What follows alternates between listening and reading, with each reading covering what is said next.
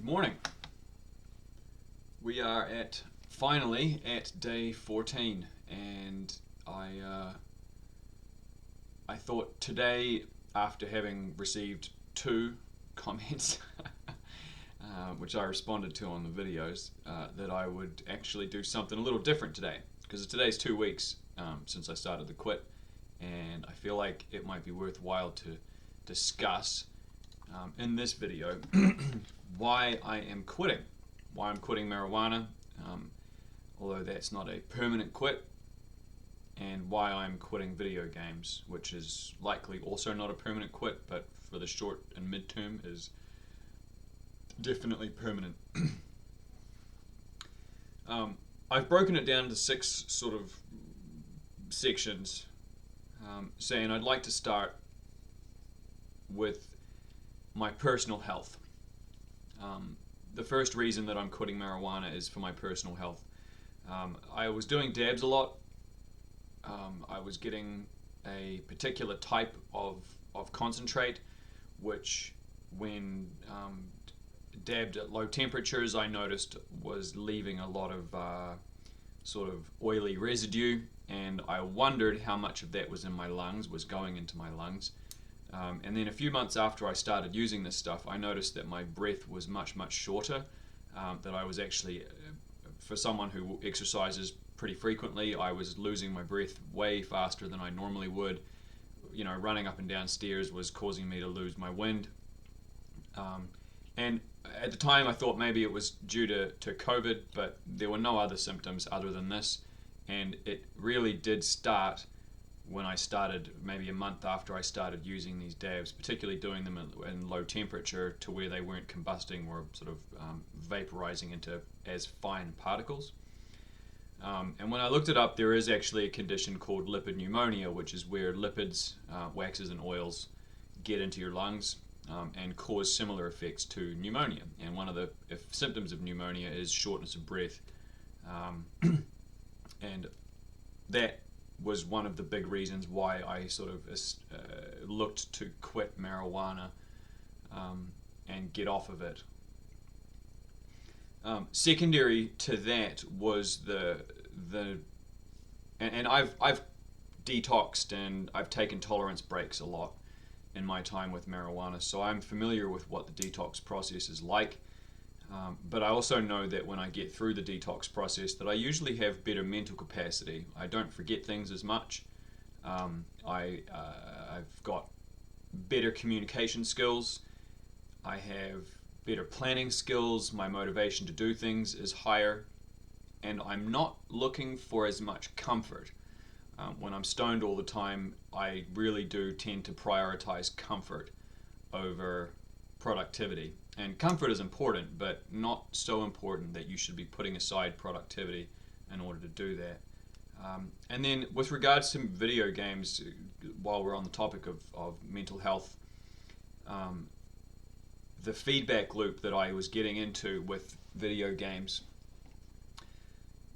play the game, feel good, stop playing the game, stop feeling good, need to feel good, go back to play video game, feel good. That feedback loop was detrimental also to my motivation, because productive tasks weren't as enjoyable to me as video gaming was, and I believe that's sort of a mental health issue where you're constantly needing to chase that dopamine high to feel just comfortable, like baseline level to feel I would need to spend hours playing games, and I wasn't coming out of these experiences by and large smiling or feeling good about it. It was mostly a big deep breath and then standing up and walking away, and that, you know, particularly with online games, you lose and then you get mad and then you walk away and then you come back because you need that dopamine fix, so you keep doing that, and I was doing that a lot.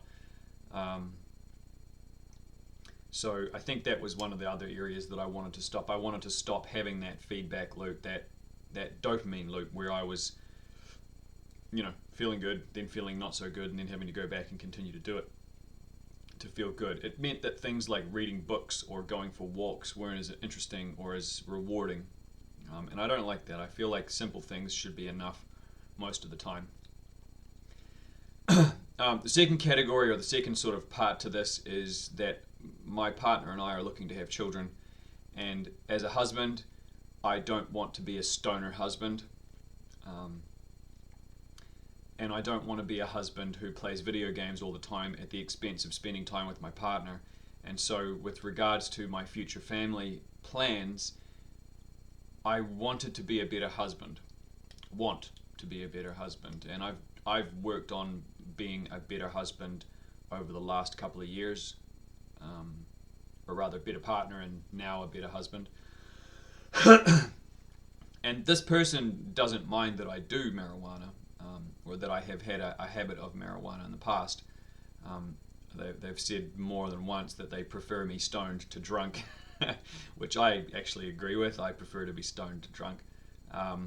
But as a husband, I don't want to be a stoner husband, because I want my partner to look at me as if I'm the support and the rock that she needs when things are upsetting for her, because she has a tendency to be a little more emotional and a little less stable than me, and I need to be the person that she can count on, and I'm not always that person when I'm high.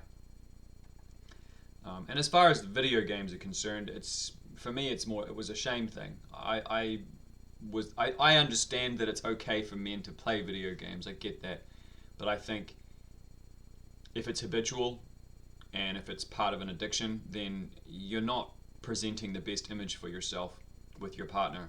And if your partner loses attraction to you because of that, then really you only have yourself to blame.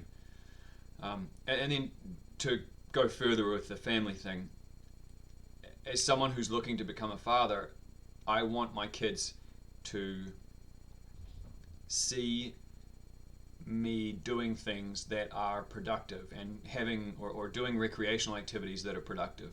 So rather than being a stoner dad who forgets things, who isn't motivated to handle his kids or spend time with his kids, and particularly with video games, sort of prioritizing that dopamine fix and prioritizing video games, I read more than one account, whether it was on Reddit or GameQuitters.com. This is no advertisement for them, by the way, but I did read more than one account of fathers who were like, when I was a video gamer, I looked at my kid as something to sort of manage and not a human. I didn't look at them as like they were a little person. And when they quit video games and started spending more time with their kids, they were like, I started to see them as more human, and I don't want to get into that. I don't want to even go anywhere near that. I want my kids to be human to me, and I don't want to have to choose between activities necessarily when that happens. And then as far as the marijuana goes, I think as a father you need to set standards. My abuse pattern is very similar to my dad's abuse pattern with alcohol, and God bless him, he's a good man, but his abuse with alcohol is kind of what led me to my abuse with marijuana, and the same sort of things. Essentially a functional abuser. I don't want to be like that. I don't want to have that abuse pattern, because it's something that children pick up on, and I don't want my kids to have that as an aspect of potentially as an aspect of their character. The third main reason why I'm quitting is that I want to set an example. Lately, with politics and culture, I've become very disillusioned with it. I got in deep years ago in Reddit, and then got in deep again during the political cycle with Donald Trump as president. I was first and foremost, I was someone who tried to defend the good things that he did, and I think. And it frustrated me because the people around me were all anti-Trumpers. And I didn't lose any friends as a result of being someone who supported him, but at the same time, it cost me. And what I noticed was, within politics and culture, I got frustrated by what I saw. I got frustrated by these things that I couldn't control. And so I kind of hit a wall eventually. And it was actually when the election just was a complete circus and a shit show, and everyone agreed that it was a shit show.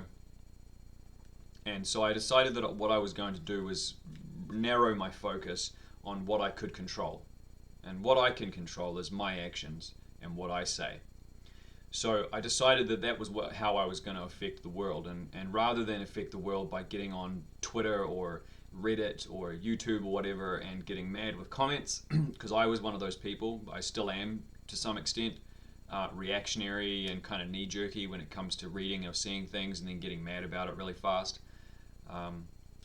But I decided that I was going to try to control my actions, and as a result, part of that meant that I was going to be setting an example for the people around me, because at the end of the day, the only way that I can really affect people is in my own life and the small social network that I have of friends and sort of in-laws that live near me. And if I set an example by acting forthrightly and acting well, then maybe I can spread that influence throughout my friends and then throughout their friends. And I feel like if everybody was acting in that way, and I'm not trying to sound like a saint or anything, but if everybody was acting that way, I think we would have more conversations, and I think the political discourse wouldn't be as polarized, because we'd actually have conversations happening all the time.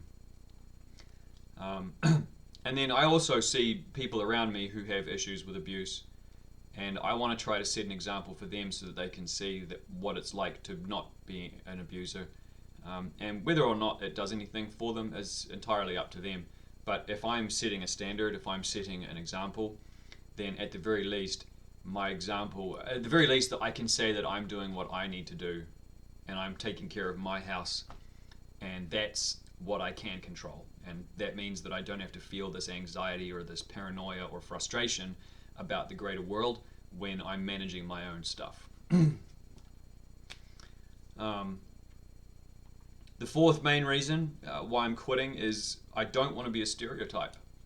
I've been a proto-hipster my entire life. I've always tried to be ahead of the curve when it came to music and clothing and culture in general, and where to stand on culture. I've always tried to be the contrarian and the person who was the counterculture kind of person. But further back from that, I noticed that I was a Peter Pan. I was an adult child, an adult gamer, and society forgives adult gamers. Like, society makes a lot of excuses for men who are in their 30s or 40s who still video game, and I think looking at it, it made me feel kind of ashamed, because I looked at the men that I grew up with, my father's friends, and people that I worked with in the workforce, whether it was in labor or in the military or whatever, and these men I admired. None of them played video games habitually, and so this sort of stereotype of the adult gamer was not a stereotype that I wanted. And then the same goes for marijuana. I don't like the idea that I act like a deadbeat or a burnout. And when I'm abusing marijuana, I become a burnout. My motivation goes down. I accomplish less at work. And I'm more difficult to talk with and socialize with and all the rest. So, yeah, I don't want to be a stereotype. And I have a maxim or a phrase, excuse me. I have a phrase around stereotypes, and that is, if you don't want to be called a stereotype, then you shouldn't act like one. And so that's what I'm doing here. The fifth main reason is one that's pretty big. I probably could have put this further up the list. But financial goals. We have been looking to buy a house. It's unlikely that we'll end up buying one at this point. The market has just gone completely bonkers. But drug abuse doesn't allow you to have very good financial goals, because you're constantly throwing money away on something. Essentially, it's like you're throwing money away on alcohol. You're renting the drugs. You don't ever really get to keep the drugs. You just rent them while they're in your system, and then once they're gone, and you have to keep paying. And I was spending anywhere from $80 to $120 a week on keeping that habit going, which is $320 a month. That's a good amount of savings. That's $3,600 a year that I could have been putting into stocks or into retirement or paying off credit cards or whatever. So that money was important. And then even more than that was the money that I was spending on video games. And I had a gaming PC, I had an Xbox, I had a PlayStation, and my girl had a or has access to, you know, Google Store or whatever, the Android store or the Apple Store rather, and each of these individual units, the PC and the consoles, each of these units allows you to play games when you buy the game. So there's money going out. There's the $60 for the game, or, you know, $20 on sale or whatever. But then they also have downloadable content and skins and, you know, new things that you can purchase. And I looked at my expenditure on these games, and it was little pieces over a long time that had added up to some games where it was $200 or $300 that I'd spent outside of the initial $60 in, you know, season passes and all this other crap. And it was all just nothing. It was nothing. Because by the time I had been finished playing the game, I had so many things that I wasn't even using in the game. Like Call of Duty is a classic example, where 90% of the content that you've actually paid real money for, you don't get to use. You can't use every single skin at once. You can't carry every single gun at once. You can't. So all of those things that you buy, all of those cosmetic upgrades and all the rest, it's just the illusion of wealth. It's the illusion of having things, and that to me seemed like a massive amount of money that was flowing out on just nothing. I mean, essentially it was nothing. And when that game's over and done with, it'll still be nothing. And all that money that you will have spent, that I was spending, availed me nothing, because I didn't get as much enjoyment out of those games anyway. So, yeah. And then, that's Simon. He's a turd. So, the last thing that I would want to say about quitting marijuana and video games, as far as reasons are, your reasons are going to be your reasons. My reasons are personal health, my family plans. I want to set an example for the world. I don't want to be a stereotype, and I have some financial goals that I'm trying to accomplish. So I feel like that's enough of a reason. But your reasons are going to be your own reasons. And if you're watching this and you're wondering, like, should I quit? Do I want to quit? If you're asking those questions, then the answer is most likely yes. And if you're asking those questions, the answer, or the reality is, you're probably closer to being ready to quit than you think. And what I would suggest you do is you take the time to sit down and go over why you think you should. Why do you think you should quit? Why are you having these thoughts? Because I guarantee you, once you open the floodgate, you'll start pouring reasons out why you're not happy with these things in your life as a habitual, ongoing use. And let me throw the disclaimer in here. I'm not against video gaming as an adult, and I'm not against using marijuana as an adult. But habitual use or abusing, patterns of abuse of these things, I am against. Particularly as an adult, because these are the things that are holding us back, particularly us millennial guys who grew up being told that it was okay to play video games non-stop, when in reality we probably should have been getting pushed a little more. And that failure to launch it really is it's going to become a cultural problem, I believe. The main thing is, don't let comfort run your life. If you are letting comfort dictate your life, then you are making yourself into a worse human being. And that's going to make you less attractive to the opposite sex. It's going to make you less competent in your job and in being able to secure earning a living. It's going to make you emotionally unstable. It's going to make your current relationships harder to manage. I mean, the effect is everywhere. Comfort is good in small doses. But our bodies and our brains and really our souls are designed to thrive with struggle. And so if you're asking the question, should I quit? Or do I want to quit? Or you're approaching that conversation, or you're watching this video, the fact that you've sought this video out means that you probably you're on the path towards making that decision. Anyway. As I said, today's day 14, and I wanted to do something a little different with this, so I hope this has been useful for anybody that watched, and if it wasn't, it was useful for me, because it helped me get all this stuff out in the open. So yeah, that's the end of that one. Talk to everyone later. Ka kite.